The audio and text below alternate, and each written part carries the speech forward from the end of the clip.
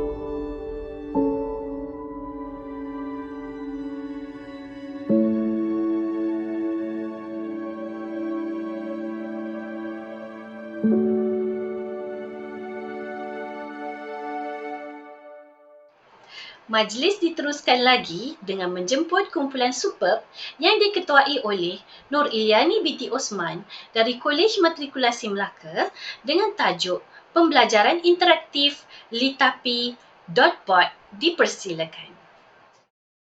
Assalamualaikum dan selamat sejahtera. Saya Syafina binti Abdul Razak, mewakili kumpulan Superb dari Kolej Matrikulasi Melaka akan membentangkan kajian yang bertajuk Pembelajaran Interaktif Litapi.Board. Kumpulan Superb terdiri daripada Rahma binti Wasimin, Azia binti Ahmad, Nur Ilyani binti Osman dan Nurul Syazalina binti Abdul Aziz. Pembentangan ini mengandungi 5 perkara iaitu pengenalan, fokus kajian, penambahbaikan kajian, perkongsian kajian dan rumusan. Professional Learning Community (PLC) adalah satu cara untuk meningkatkan kemahiran pedagogi dalam kalangan pensyarah dengan mengambil kira pelibatan pelajar berpandukan 3 idea utama PLC. 3 idea utama PLC adalah idea yang pertama iaitu mengenal pasti masalah yang dihadapi di kalangan pelajar iaitu penulisan sudokod dalam subtopik selection multiple if else. Seterusnya, idea yang kedua adalah berorientasi perkembangan pelajar di mana pensyarah akan berbincang dalam kumpulan PLC dan mencari jalan penyelesaian kepada isu PDP di samping meningkatkan kapasiti kemahiran mengajar. Hasil perbincangan kumpulan ini telah bersetuju menggunakan teknik Litapi.Board. Idea utama PLC yang ketiga adalah berfokus kepada pencapaian pelajar dalam subtopik struktur kawalan pilihan sudokod kerana kemahiran menulis sudokod ini penting bagi setiap pelajar untuk mendapat markah yang tinggi dalam peperiksaan akhir. Objektif kajian ini dibahagikan kepada 2. Pertama, objektif kepada pelajar iaitu mengenal pasti keberkesanan teknik Litapi.Board dalam membantu pelajar menulis langkah demi langkah sudokod dengan betul dan memastikan pelajar memperoleh markah sekurang-kurangnya 11/15 daripada ujian pasca.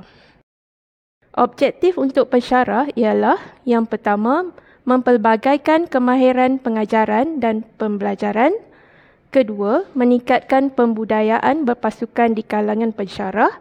Dan ketiga, meningkatkan tahap keyakinan pensyarah dalam pengajaran dan pembelajaran. Kajian mensasarkan kumpulan praktikum FD1T7, modul Sains Fizikal Sistem 4 semester, sesi 2021-2022. Kumpulan ini terdiri daripada 22 orang pelajar, iaitu 10 orang pelajar lelaki dan 12 orang pelajar perempuan. Kajian dijadualkan mulai minggu ke-10 semester 2 sesi 2021-2022. Pelaksanaan kajian adalah mengikut kitaran 1 dan kitaran 2 di mana kitaran 1 bermula pada minggu ke-3 Mac dan berakhir pada minggu ke-2 bulan April. Manakala kitaran 2 pula bermula selepas tamat kitaran 1 iaitu pada minggu ke-2 April dan berakhir pada minggu ke-4 April. Alat kolaboratif lesson study dipilih untuk kajian ini di mana sekumpulan guru secara usaha-sama membina satu rancangan pengajaran, diikuti dengan pengajaran atau memperhatikan pengajaran dan membuat penambahbaikan semasa sesi pengajaran. Langkah pelaksanaan lesson study. Pelaksanaan dijalankan sebanyak 2 kitaran. Kitaran 1 bermula pada 14 Mac 2022 hingga 1 April 2022. Langkah pertama, membentuk kumpulan dan menentukan matlamat. Kedua, merancang dan membina RPH melalui perbincangan pensyarah dalam kumpulan. Ketiga, pelaksanaan PDP di kitaran 1 ini dengan menggunakan RPH yang telah dibina bersama pensyarah-pensyarah dan pemerhatian oleh ahli kumpulan lesson study. Keempat, sesi refleksi pengajaran dan penambahbaikan RPH. Aktiviti diteruskan kepada kitaran 2 iaitu bermula pada 4 April 2022 hingga 18 April 2022. Penambahbaikan RPH dari RPH kitaran 1 yang menggunakan perisian PowerPoint dalam PDP ke aplikasi bot Telegram yang lebih interaktif. Kumpulan kami menamakannya Litapi.bot. Pelaksanaan PDP menggunakan RPH yang telah dimurnikan dan juga mengaplikasikan teknik Litapi.bot. Sesi refleksi pengajaran. Pengumpulan data adalah markah pelajar daripada ujian pra, ujian pasca 1 dan ujian pasca 2. Berdasarkan jadual 1, 16 orang pelajar memperoleh julat markah 11 hingga 15 bagi ujian pasca 2 berbanding tiada pelajar pada ujian pra. Merujuk pada jadual 2, perbezaan peratus bagi ujian pasca 1 dan ujian pra adalah sebanyak 22.7%.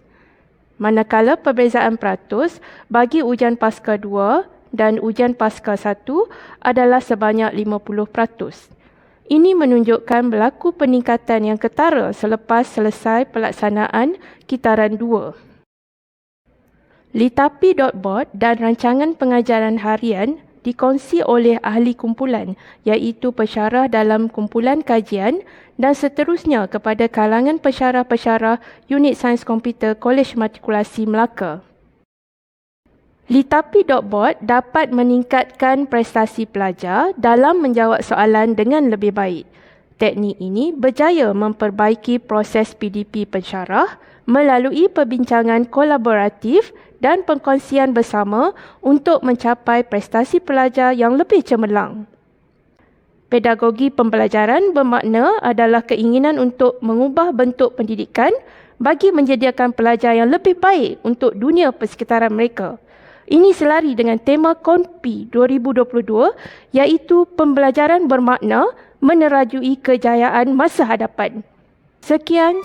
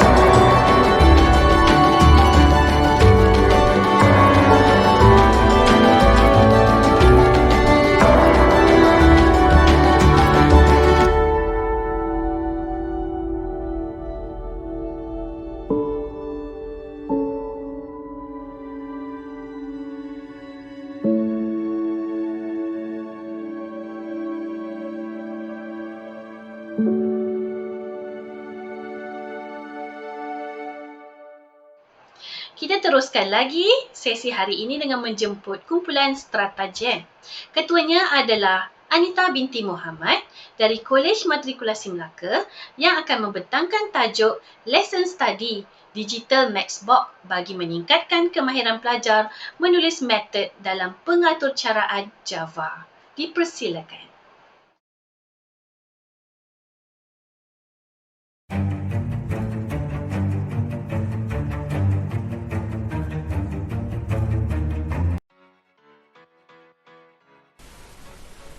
Sebagai pengenalan, pengaturcaraan komputer merupakan mata pelajaran yang sukar untuk dikuasai oleh pelajar-pelajar sains komputer dan sains fizikal, di mana pengaturcaraan Java di bawah subtopik 3.5 metod merangkumi kaedah menulis metod header, metod definition dan juga cara memanggil metod.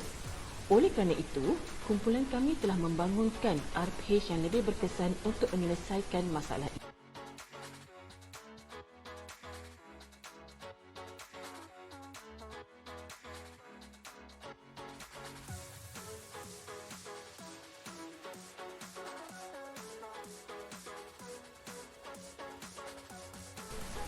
Objektif kepada pelajar adalah meningkatkan pencapaian pelajar menjawab soalan struktur metod, penglibatan pelajar yang lebih aktif di dalam kelas dan meningkatkan keyakinan serta motivasi pelajar menyelesaikan soalan metod.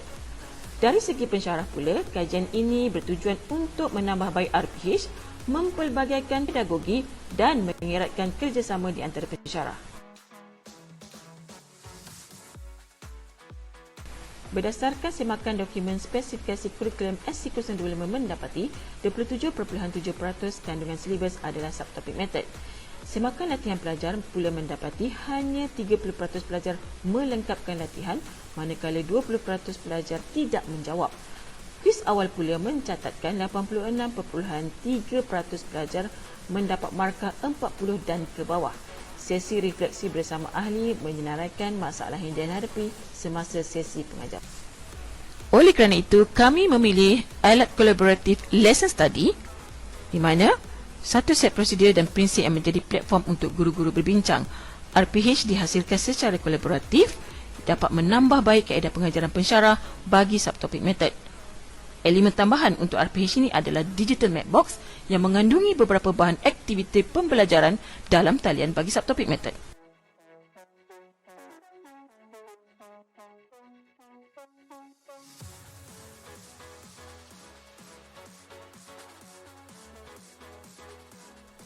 Adalah pelaksanaan aktiviti beserta dengan tarikh-tarikhnya. Tadi kitaran 1 mengandungi RPG 1 yang disediakan untuk kelas F1-4, borang pemerhatian atau pencerapan dan refleksi melalui borang pencerapan. RPG 1 menyajikan pelajar dengan video digital Maxbox, nota kuliah metod beserta dengan latihan interaktif. Lesson Study Kitaran 2.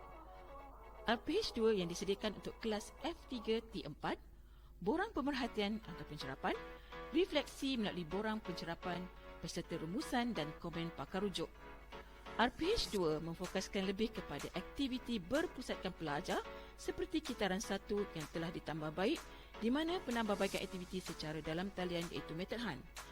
RPG 2 ini disertakan dengan komen daripada pakar rujuk iaitu SME dari segi kandungan, soalan yang disediakan untuk pelajar, penglibatan pelajar dan keberkesanan bahan bantu mengajar. Untuk objektif 1 bagi pencapaian pelajar, dapat dilihat peningkatan yang sangat jelas untuk skor cemerlang 80 hingga 100 iaitu 86.3% pelajar mendapat skor cemerlang selepas kitaran 2 berbanding tiada pelajar ketika kuis awal. Manakala untuk kategori lemah 0 hingga 49 tidak ada pelajar yang mendapat markah dalam kategori tersebut selepas kitaran 2. Untuk objektif 2 iaitu penglibatan pelajar, ketika kitaran 1 pelajar kurang aktif, tidak teruja dan mengambil masa yang lama untuk menyiapkan soalan. Manakala ketika kitaran 2, pelajar lebih aktif, sangat teruja dan melengkapkan jawapan dengan pantas. Untuk objektif 3, iaitu meningkatkan keyakinan dan motivasi pelajar dalam menyelesaikan soalan pengaturcaraan yang melibatkan metod, ketika kitaran 1, didapati sebilangan pelajar mula bermotivasi untuk menyelesaikan semua soalan dengan menulis segmen aturcara yang lengkap. Dan ketika kitaran 2, pelajar lebih bermotivasi untuk membuat latihan dengan menulis jawapan lengkap, kerap merujuk video digital map box, manakala sebilangan pelajar berkongsi pautan latihan interaktif di dalam grup WhatsApp semasa aktiviti, dan pelajar juga berlumba-lumba untuk menyiapkan latihan interaktif dan metod Han dalam masa yang telah ditetapkan. Terdapat beberapa kelemahan untuk RPH kitaran 1, iaitu video pengajaran digital method yang dibekalkan terlalu pendek dan ringkas, dan masa meneroka latihan interaktif tidak mencukupi, maka pelajar sangat bermasalah untuk menyelesaikan soalan. Manakala kekuatan untuk RPH kitaran 1 adalah penggunaan latihan interaktif sangat membantu pelajar untuk menulis metod dengan lebih tepat, dan sesi PDP menjadi lebih interaktif dan menarik. Refleksi RPH kitaran 2, kelemahan, tempoh pelaksanaan metod Han perlu dipanjangkan, manakala kekuatan, pengajaran pensyarah lebih terarah. Penggunaan digital map box menambahkan lagi keyakinan pelajar, membuatkan pelajar lebih aktif dan selesa di dalam kelas.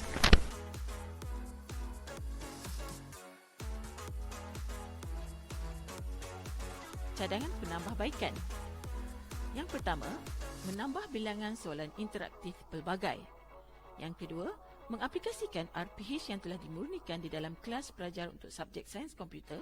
Dan yang ketiga, dapat mengintegrasikan inovasi digital map box kepada semua pensyarah sains komputer dengan menghasilkan lesson study yang baru bagi subtopik MethodCom.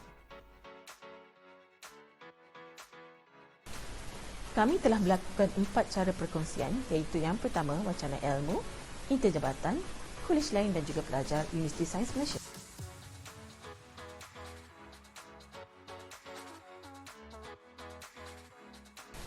Secara keseluruhannya, lesson study kitaran 1 dan kitaran 2 menggalakkan kolaboratif pensyarah membuat RPH dengan lebih baik, di mana digital map box elemen tambahan berjaya meningkatkan kemahiran menulis metod dalam kalangan pelajar. Ianya juga telah berjaya mengadunkan pembelajaran secara digital dan bersemuka pembelajaran abad ke-21 dan revolusi industri 4.0. Digital map box membentuk pengalaman pembelajaran dengan lebih menarik, berbantukan pensyarah yang bertindak sebagai fasilitator.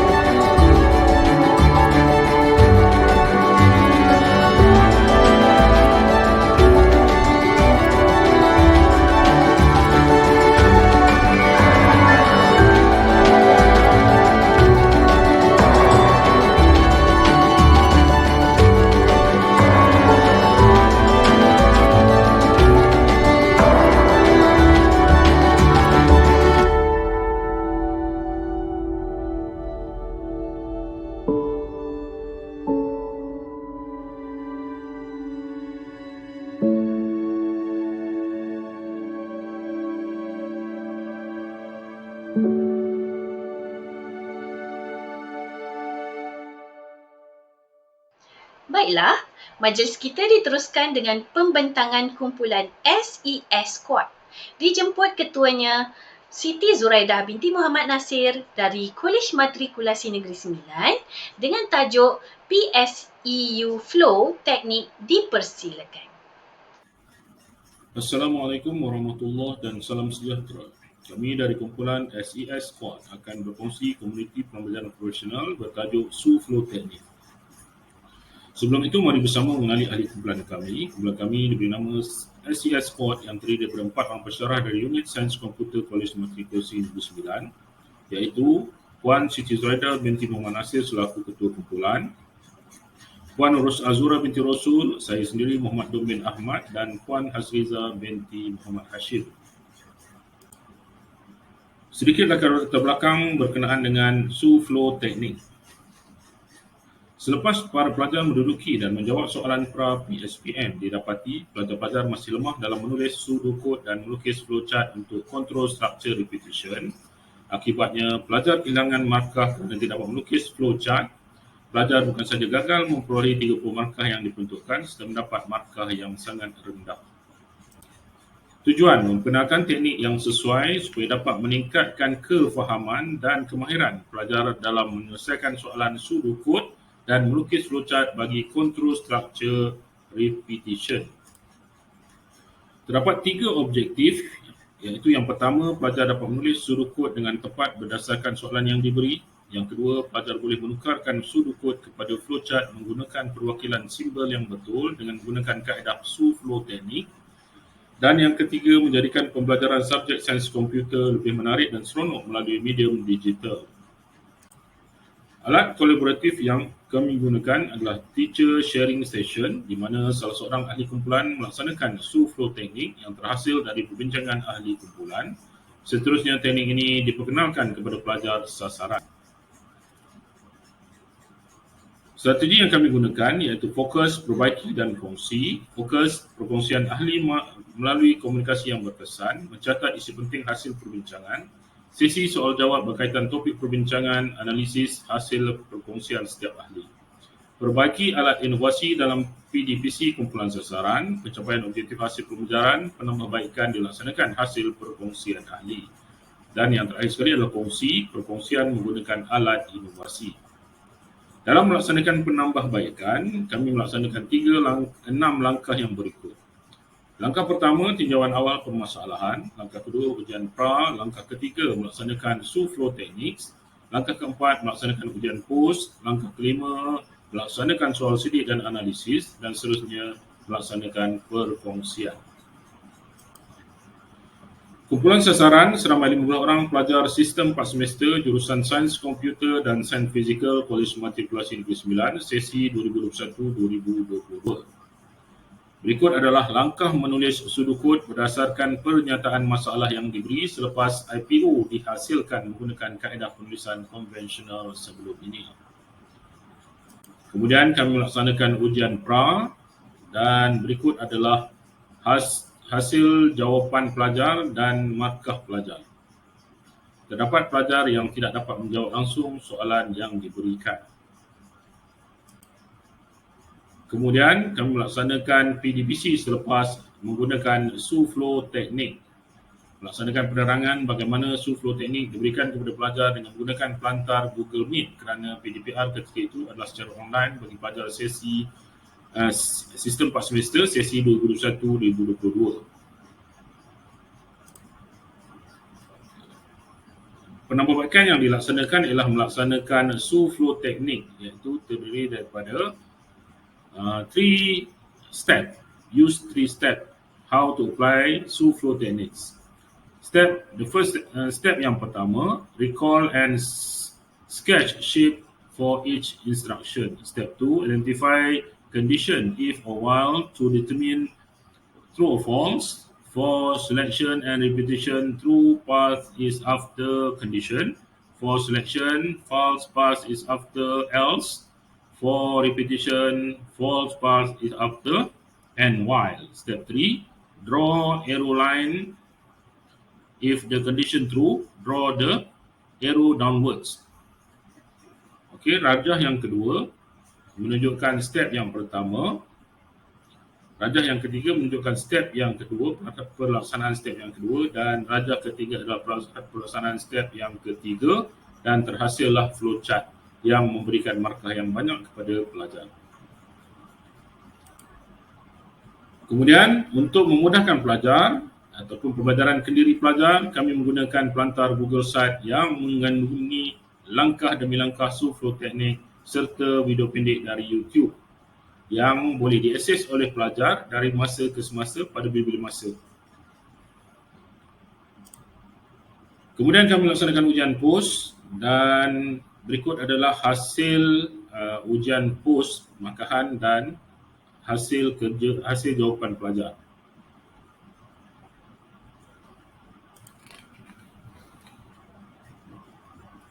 Berdasarkan carta, semua 15 orang pelajar mendapat markah yang lebih baik dan memuaskan pada ujian POS. Didapati 15 orang pelajar mendapat markah yang penuh pada ujian POS dan mendapat menjawab soalan diberikan dengan betul dan tepat dan pantas, iaitu kurang daripada 25 minit. Terdapat juga pelajar yang menunjukkan peningkatan yang ketara, contohnya pelajar 4 yang hanya mendapat 3 markah pada ujian pra, berjaya mendapat markah penuh pada ujian POS. Kemudian, berdasarkan soal selidik berikut ini, maklum balas terhadap 15 orang pelajar yang terlibat, sebanyak 14 orang, iaitu 93% menyatakan sangat setuju pada soalan yang pertama. 15 orang bersetuju pada soalan yang kedua, iaitu 100%, dan bagi soalan yang ketiga, 13 orang, iaitu 87% menyatakan setuju. Kesimpulan daripada dapatan soalan selidik menunjukkan pelajar dapat bahawa flow teknik ini membantu mereka dalam penyelesaian soalan yang melibatkan penulisan sudut dan flow chart. Didapati kaedah yang dikenalkan ini berjaya menyelesaikan masalah kami. Berdasar sedikit perkongsian pelajar dapat kewenangan lebih jelas untuk menulis sudut dan melukis flowchart bagi menyelesaikan masalah yang diberikan berbanding dengan sebelum teknik ini diperkenalkan kepada mereka. Langkah 1 dan 3 jelas dan mudah dipahami. Pembelajaran menjadi lebih seronok dan berkesan menggunakan video pendek YouTube yang disediakan di pelantar Google Site. Perkongsian dengan pensyarah dan tidak dapat dilaksanakan oleh sebab kekangan masa dan bagi sistem 2 semester mereka telah menduduki peperiksaan program matrikulasi peperiksaan semester program matrikulasi. Sebagai rumusan, objektif pelaksanaan peperiksaan ini meningkatkan kefahaman pelajar dan membantu pelajar dalam menyelesaikan soalan berkaitan dengan penulisan sudut kod dan pelukis flowchart dengan betul dan tepat. Akhir sekali, kami merasakan pengajaran berkesan memerlukan refleksi, perancangan teliti, pengetahuan mendalam, isi kandungan dan kaedah pengajaran yang sesuai. Keprihatinan terhadap pelajar, cara mereka belajar dan kreativiti bersyarah serta teknik atau kaedah tentu juga adalah sangat penting untuk menarik minat pelajar. Sekian dari kami, kumpulan Squad Kuala Matrikulasi 9. Terima kasih.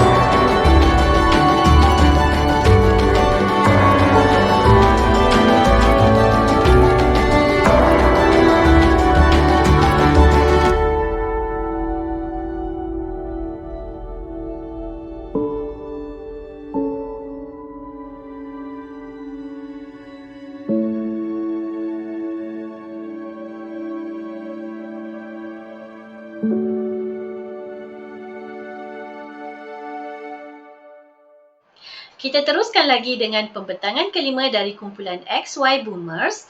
Kumpulan ini diketuai oleh Nancy Tan Chui Hua dari Kolej Matrikulasi Negeri Sembilan dengan tajuk Empowering Students Self-Learning via Digital Tools. Dipersilakan. Salam sejahtera and hi everyone. Thank you for joining me today. I would like to share my team's PLC lesson study entitled Empowering Students Self-Learning via Digital Tools. Meet my team. We have Dr. Nancy Tan Chu Ha, Ms. Cha Yuding, Ms. Zanira Nasra Zakaria, Ms. Hashima Muhammad Sofi, and myself, Madeline Liu, as the presenter. Learning in 21st century has taken a new dimension with exponential expansion of information, ever-changing tools, increased digitizations of text, and a heightened demands for critical and creative thinking, communications, and collaborative problem solving. As the world is changing rapidly due to technological advances, educators are looking at the way in which to empower their students' learning via digital platforms. Apart from that, students should be able to observe the integrations of all skills in learning independently. Hence, the real learning happens when students are given the opportunities to offer the appropriate tools to compare and contrast textual information. Summarizing and synthesizing are among the two significant skills for reading comprehension. However, in our English language classroom, we observe that these are two skills that majority of the students are struggling with as they have difficulty in distinguishing main ideas from supporting details. Their information synthesis is vague and does not include enough detail, and they are unable to summarize or synthesize appropriate information in the reading text. Their scores show that many of them are just average readers as they are not able to summarize and synthesize information in the reading text. Table 1 shows the reading scores from wet and reading quiz of sample students used in this lesson study. From the table, it can be seen that more than 50% of the students are average proficiency students who score between band 3 and 4 from wet reading and grade D to B in reading quiz. The PLC team is formed comprising of 4 lecturers of the English language unit and another from the computer science unit. Lesson study as our collaborative tool, and the primary objective of this lesson study was to enable students to use digital tool and application to compare, contrast, and synthesize textual information in the reading passages. The lesson was carried out in 2 different phases or cycle. Both lessons integrated the use of online application that students were familiar with. The objective of both lessons were as stipulated as below. A. At least 70% of the students are able to compare and contrast 2 reading texts. B. At least 70% of the students are able to synthesize the text using infographics or thinking maps. And C. Students are able to utilize at least 1 digital tool as a platform to display textual information. The target group of students are 16 students of 2 semesters program. In view of the issues, the team member need to discuss the best approach to facilitate our students in the use of digital tools or application to summarize and synthesize textual information. The innovations of the infographic was chosen as a strategy for students to compare and contrast textual information, and it makes information synthesized more visible, relatable, as well as it can spark in-depth discussion for a better understanding of the reading text. The lesson study lesson protocol are divided into 6 stages. First is the implementation of the intervention. A lesson plan was drawn up to carry out the intervention. The flow of the activity for the first cycle started with pre-reading followed by activity 1 and then activity 2. The research lessons was conducted by Ms. Cha Ying. It was 1-hour lesson and it was observed by other team members and the knowledgeable others. Lesson observation toolkit was used for the purpose of observing the lesson. By using the toolkit, observer took notes while observing the students' learning, taking care not to interfere with the students' learning and the teacher's teaching. Data was then collected. It was observed that in a small group, students had attempted to summarize, synthesize, and interpret what they have understood from the reading text. However, the elements of comparison and contrast were not visible in the graphic organizers produced as they were only able to identify the similarities of the subject matters discussed in the respective texts, but were not successful in determining the differences as expected.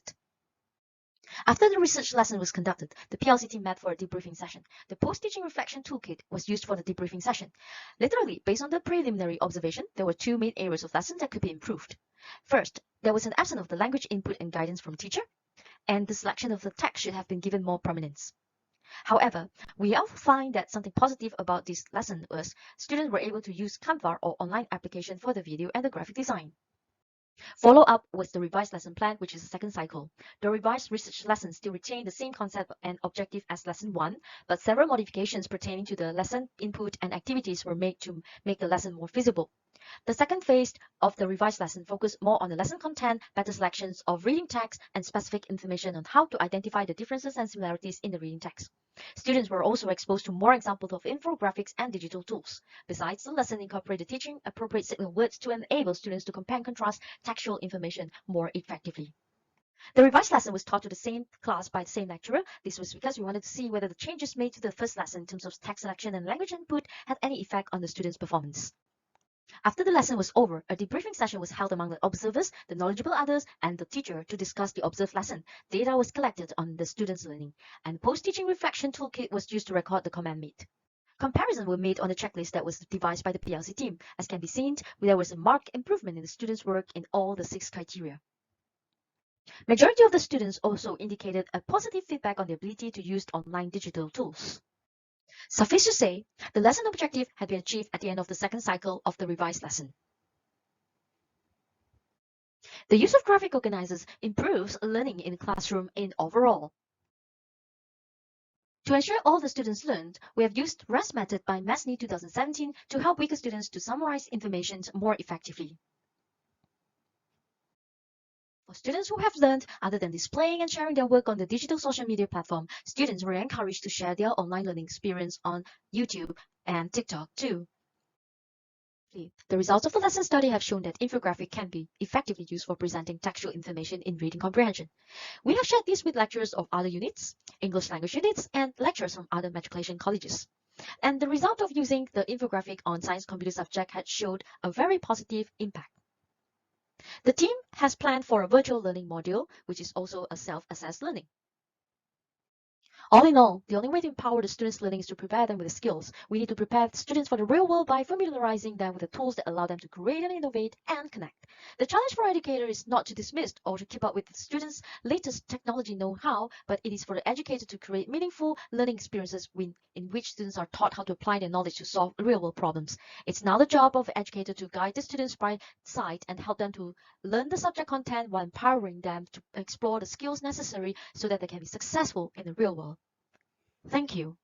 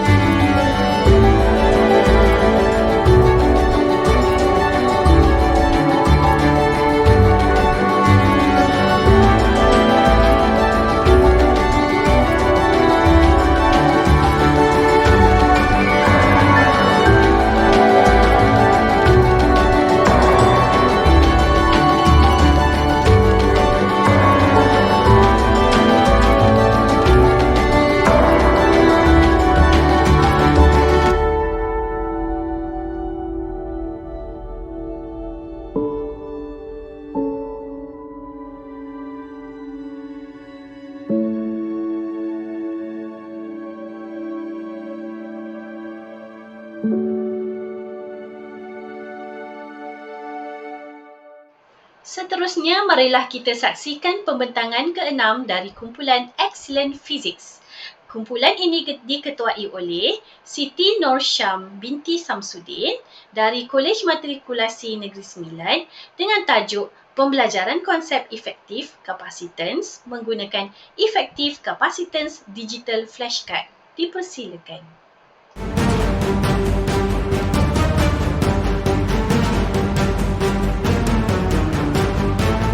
Assalamualaikum dan salam sejahtera. Yang dihormati para juri dan rakan-rakan pensyarah, saya Nur Fatimah Az-Zahra binti Osman dari kumpulan Excellent Physics akan membuat pembentangan laporan PLC kumpulan kami yang bertajuk Pembelajaran Konsep Efektif Kapasitens menggunakan Efektif Kapasitens Digital Flashcard. Pengintegrasian kaedah pembelajaran berasaskan permainan digital mampu meningkatkan pemahaman murid terhadap konsep fizik serta merangsang murid untuk lebih bermotivasi bagi melibatkan diri secara aktif semasa proses pengajaran fizik. Menurut laporan kerja calon PSPN SP 026/2 2019-2020, antara kesalahan yang dilakukan oleh pelajar ialah calon keliru antara persamaan kapasitor selari dan sesiri dan menggunakan C sebagai unit bagi kapasitor. Pelajar boleh menentukan rintangan berkesan bagi kapasitor yang disambungkan secara sesiri, secara selari dan litar gabungan dan menjawab 4 soalan latihan berkaitan kapasitor berkesan secara bertulis dalam lembaran kerja yang diberi dalam masa 10 minit tanpa merujuk nota. Excellent Physics dianggotai oleh 6 pensyarah fizik Kolej Matrikulasi Negeri Sembilan. Kumpulan ini diterajui oleh Puan Siti Norsyam Samsudin selaku ketua kumpulan, Puan Nurul Zaidah Kamarudin, Puan Azrul Azmi, Encik Samsul Hanizul Samsudin dan Encik Amirul Mahadi. Di paparan menunjukkan jadual 1 iaitu jadual perancangan dan pelaksanaan PLC PDCA Pelan Tindakan PLC.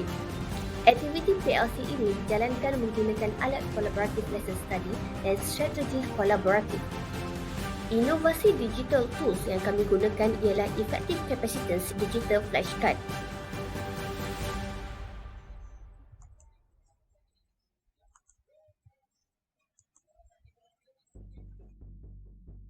Fasa 1 adalah menentukan goal pengajaran, fasa 2 merancang pengajaran, fasa 3 ajar perhati pengajaran, fasa 4 nilai reflect pengajaran, fasa 5 ubah suai pengajaran. Sesi PDP berjalan dengan lancar dan pensyarah mengajar mengikut RPH yang telah dibuat. Di paparan menunjukkan RPH yang telah digunakan untuk sesi pengajaran dan pembelajaran.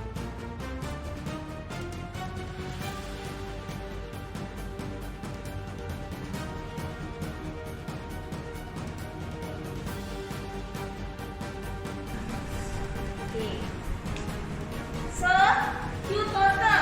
Look at the calculation for Q total. Is that correct? Is it the same as the answer given in the flashcard? Yes. Good. Sebaiknya guna flashcard bagi sesi mengajar dan pembelajaran. Kita dapat tengok sekali jawapan. Selepas kita tengok soalan tu, kita boleh check sekali jawapan kita sama ada sama tak dengan apa yang jawapan yang ada. Kumpulan sasaran kami terdiri daripada 25 orang pelajar modul 2 daripada kumpulan praktikum S1 BT1. Di paparan menunjukkan hasil laporan refleksi lesson study.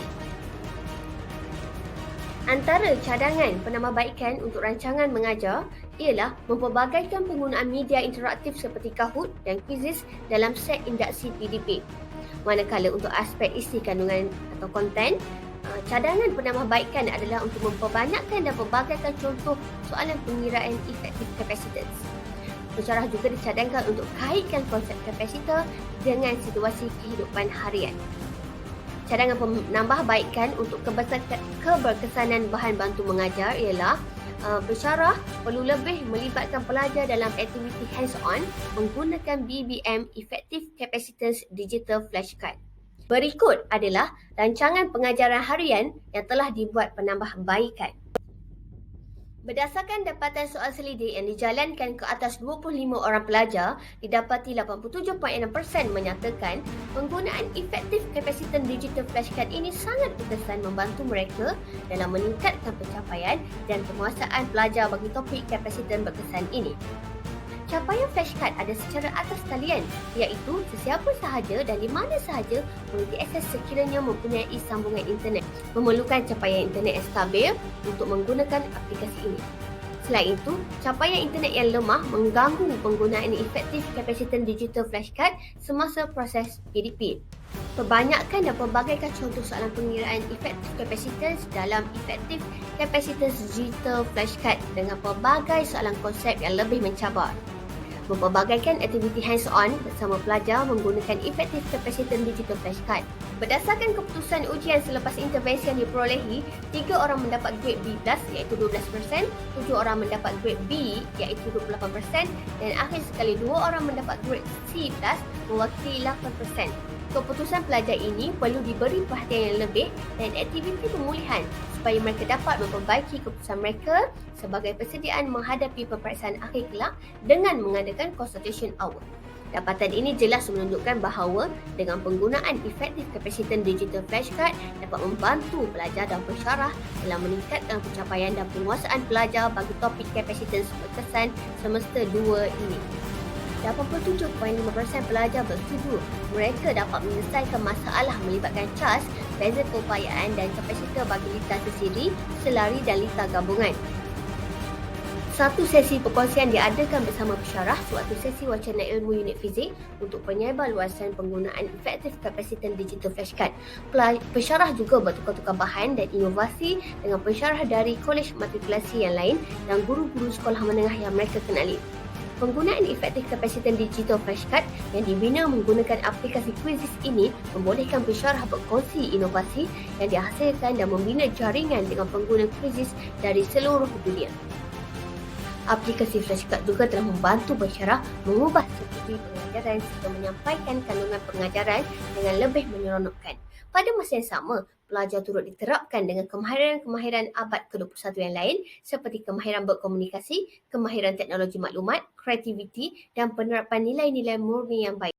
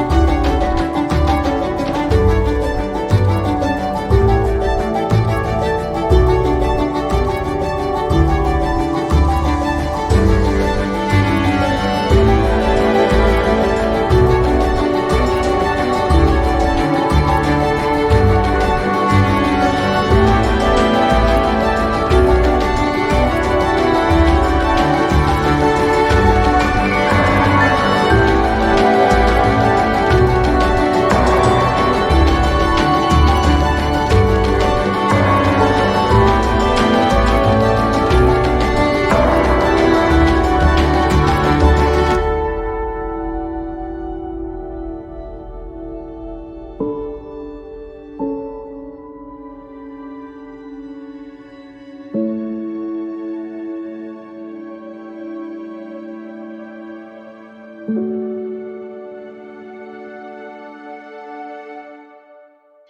teruskan lagi dengan pembentangan ketujuh dari kumpulan Miracle of Mathematics.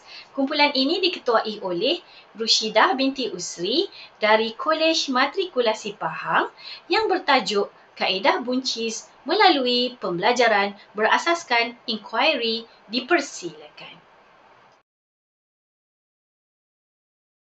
Assalamualaikum, saya Zunoraini binti Ismail mewakili grup Miracle of Mathematics yang terdiri daripada Puan Rushidah, Puan Azibah dan juga Puan Nur Hidayah akan membentangkan PLC yang bertajuk Kaedah Buncis melalui Pembelajaran Berasaskan Inquiry.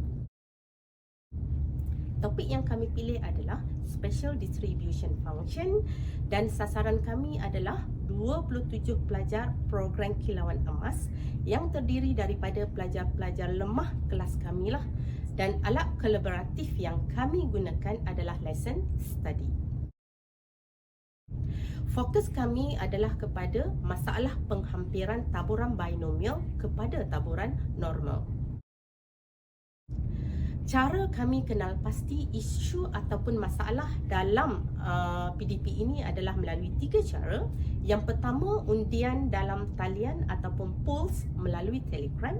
Yang kedua, melalui pop quiz secara quizzes. Dan yang ketiga, melalui pemerhatian di dalam kelas Kilauan Emas, di mana kami mengenal pasti 5 masalah utama. Yang pertama, tidak mengingati langkah.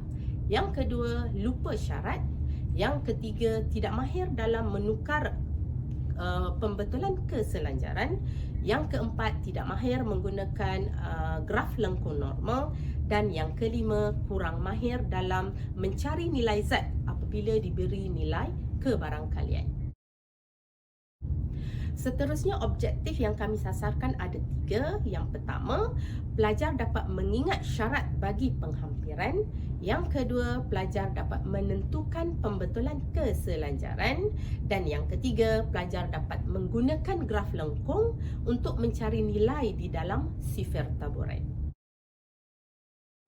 Seterusnya, kami melibatkan 5 kitaran lesson study dalam melaksanakan PLC ini. Yang pertama, menentukan matlamat.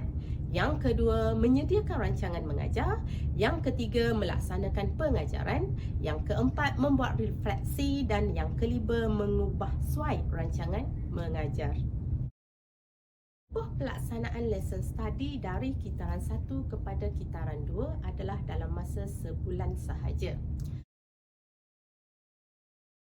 Untuk penambahbaikan, dalam lesson study untuk kitaran yang pertama, pensyarah yang terlibat akan menerangkan konsep buncis itu melalui beberapa aktiviti.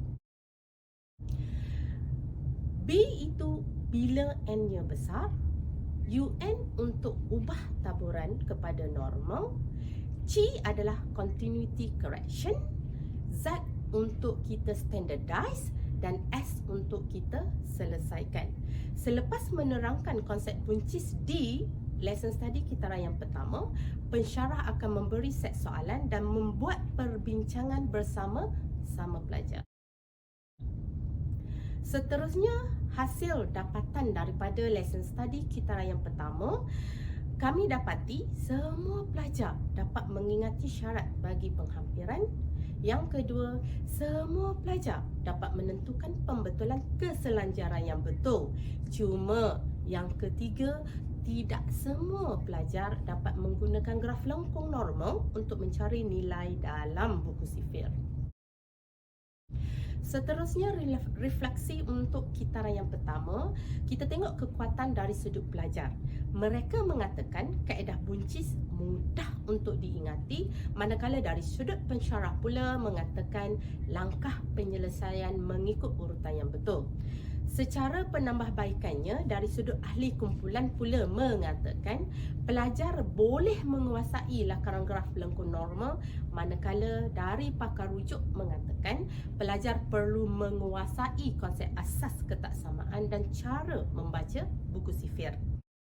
Daripada refleksi kitaran yang pertama, kami telah membuat penambahbaikan pada kitaran yang kedua.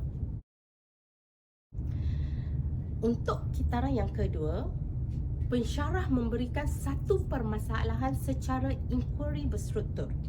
Yang kedua, pelajar diminta untuk berbincang bagi menjawab soalan yang diberi dengan bimbingan pensyarah menggunakan kaedah buncis.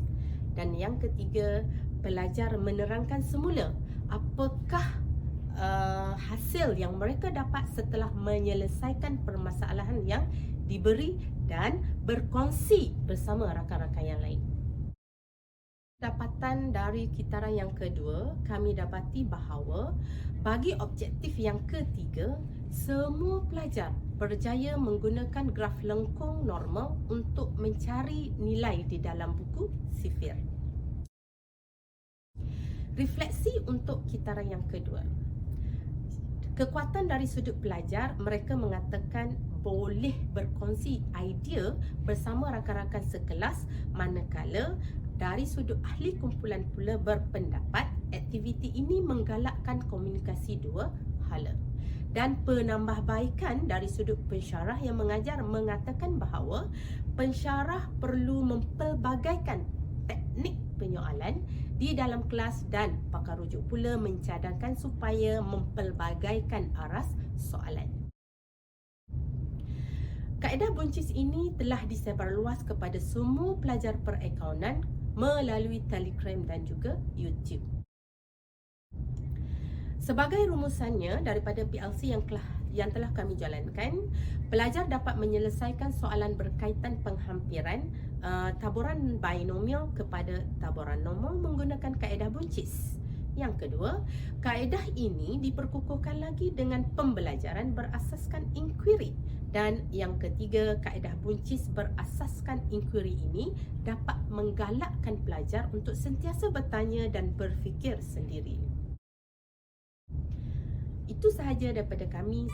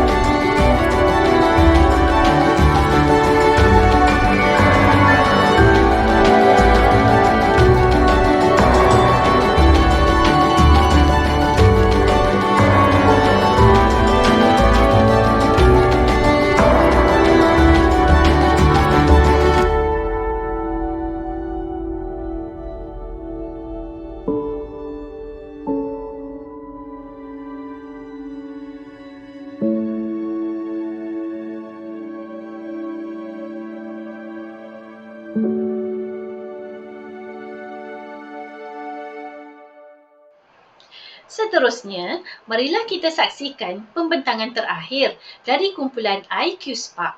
Kumpulan ini diketuai oleh Siti Hajar Rifkah binti Mat Khairuddin Pang dari Kolej Matrikulasi Pahang dengan tajuk Penggunaan Sparks Gas dalam Menggalakkan Pembelajaran Aktif Pelajar. Dipersilakan.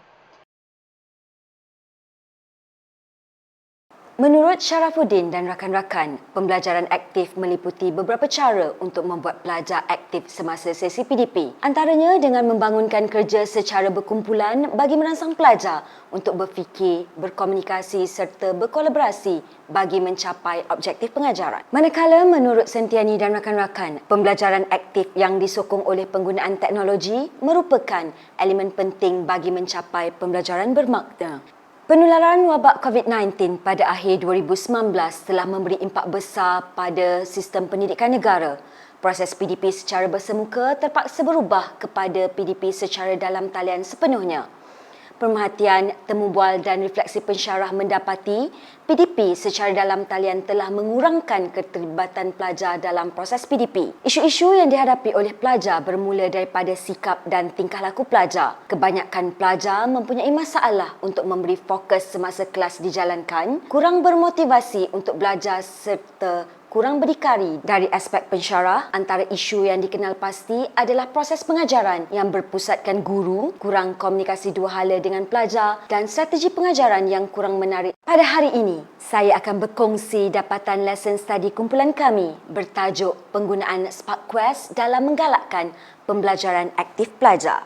Tujuan utama pelaksanaan lesson study ini ialah bagi menyelesaikan isu PDP dalam talian yang kurang efektif serta meningkatkan pencapaian pelajar dalam subjek biologi. Manakala objektif khusus bagi lesson study ini meningkatkan penglibatan aktif pelajar semasa PDP dalam talian dan pelajar dapat menyelesaikan tugasan dalam Spark Quest. Alat kolaboratif yang dipilih ialah lesson study dan strategi yang kami gunakan ialah kitaran PDCA. Kami juga fokus bagi menerapkan pembelajaran berpusatkan pelajar secara kolaboratif dengan menjalankan komunikasi efektif. Kumpulan sasaran kami terdiri daripada 44 orang pelajar sistem 4 semester sesi 2021-2022. Berikut merupakan perancangan lesson study kumpulan kami yang bermula pada Mac 2022 dengan pembentukan kumpulan, pemilihan alat kolaboratif, merangka rancangan pengajaran dan pengumpulan data. Kami memperoleh data melalui 3 cara iaitu yang pertama, melihat kepada kekerapan interaksi dan kolaborasi antara pelajar dalam aplikasi Telegram.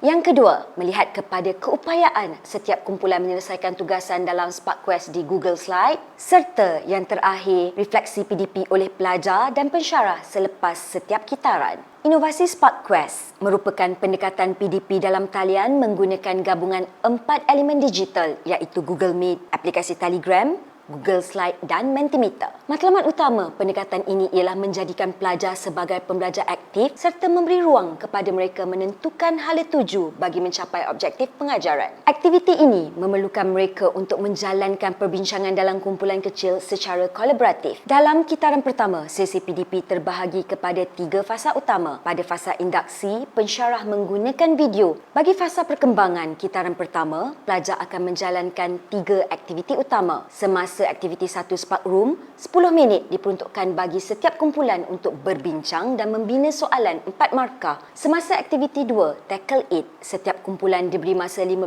minit untuk menjawab soalan yang dibina oleh kumpulan lain. Satu kumpulan perlu menjawab 3 set soalan dari kumpulan lain. Dan semasa aktiviti 3 Listen and Do Better, wakil dari kumpulan yang membina soalan akan membincangkan jawapan dari kumpulan lain. Manakala pada fasa penutup, pelajar akan berkongsi refleksi di Mentimeter dan pensyarah akan membuat rumusan. Terdapat 4 aspek utama dalam refleksi pensyarah, ahli kumpulan dan pakar rujuk yang perlu ditambah baik dalam kitaran kedua. Bagi fasa induksi, tiada link bahan dan kesimpulan mengenai video yang digunakan. Disyadangkan link bahan disertakan dalam RPH dan pensyarah perlu membuat kesimpulan mengenai video. Selain itu, pembahagian kumpulan secara rawak mengurangkan penglibatan pelajar. Dicadangkan supaya pembahagian kumpulan mengambil kira faktor membantu keupayaan pelajar. Aspek yang ketiga ialah kekangan masa semasa fasa perkembangan. Disyadangkan supaya masa bagi aktiviti 2 dan aktiviti 3 ditambah. Dan yang terakhir ialah skor kumpulan yang kurang tepat. Disyadangkan supaya ruang jawapan setiap kumpulan disediakan pada slide yang berasingan. Dalam kitaran kedua, pelaksanaan fasa induksi, fasa perkembangan dan fasa penutup dikekalkan seperti kitaran pertama dengan sedikit pindaan. Antaranya dalam aktiviti 1, setiap kumpulan hanya perlu menjawab 2 soalan sahaja. Dalam aktiviti 2 pula, setiap kumpulan hanya perlu menjawab 2 set soalan. Dan dalam aktiviti 3, pensyarah bertindak membincangkan jawapan setiap kumpulan sambil memberi komen dan menambah baik jawapan pelajar. Dapatan dari refleksi kitaran kedua ialah pengendalian aktiviti dalam kitaran kedua lebih tersusun berbanding kitaran pertama. Spark Quest boleh diaplikasikan dalam subtopik lain mahupun merentas subjek. Namun, masih terdapat ruang penambahbaikan bagi isu komunikasi dan penglibatan pelajar. Bagi kitaran seterusnya, dicadangkan aktiviti ini dilaksanakan menggunakan fungsi breakout room. Jadual 1 menunjukkan penglibatan aktif pelajar dalam menjalankan Spark Quest. Peratus penglibatan bagi kitaran pertama ialah 91%, manakala bagi kitaran kedua ialah 95%. Objektif yang pertama berjaya dicapai. Jadual 2 dan 3 menunjukkan skor markah kumpulan dalam aktiviti Spark Quest. Dalam kitaran pertama, min markah menunjukkan tahap penguasaan yang sangat baik, manakala dalam kitaran kedua, tahap penguasaan pelajar adalah baik. Semua kumpulan berjaya menyelesaikan tugasan dalam masa yang ditetapkan dan objektif kedua juga tercapai. Refleksi pelajar terhadap aktiviti adalah positif. Mereka seronok dapat berkolaborasi dengan rakan, tidak mengantuk atau merasa bosan. Ada yang berpendapat Spark Quest merupakan cara belajar dan ulang kaji yang efektif. Walau bagaimanapun, terdapat beberapa pelajar yang lebih selesa sekiranya dapat memilih ahli kumpulan sendiri. Pendekatan Spark Quest telah dikongsi bersama rakan-rakan pensyarah di unit biologi KMPH dalam program BioBrain. Kami juga telah berkongsi dengan pensyarah merentas subjek dan kami bercadang untuk berkongsi dengan rakan-rakan pensyarah dari kolej-kolej matrikulasi yang lain melalui slot wacana ilmu yang dianjurkan oleh BMKPM. Sebagai rumusan, pendekatan Spark Quest bukan sahaja membantu pensyarah dalam menambah baik strategi PDP, tetapi juga sesuai untuk menjadikan pelajar sebagai pembelajar aktif. Bertepatan dengan tema KONPI 2022 iaitu pembelajaran bermakna, Spark Quest dapat memenuhi 4 daripada 6 kompetensi pembelajaran bermakna iaitu dari aspek sahsiah, kolaboratif, komunikasi serta pemikiran kritis. Semoga kita semua akan terus berinovasi dan berkreativiti dalam menambah baik mutu PDP dan pencapaian pelajar kita. Sekian dulu perkongsian dari kumpulan kami. Assalamualaikum.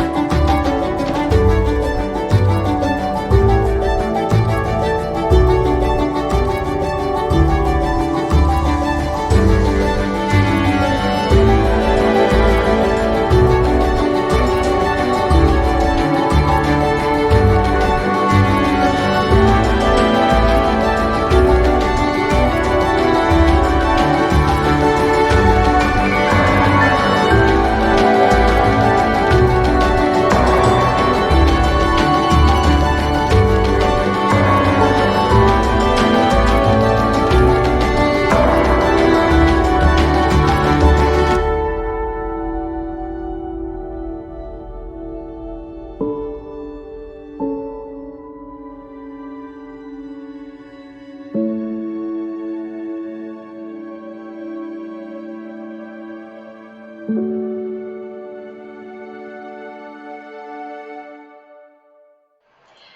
dedap di atas para, anak dusun pasang pelita. Kalau tersilap tutur bicara, jemari disusun maaf dipinta.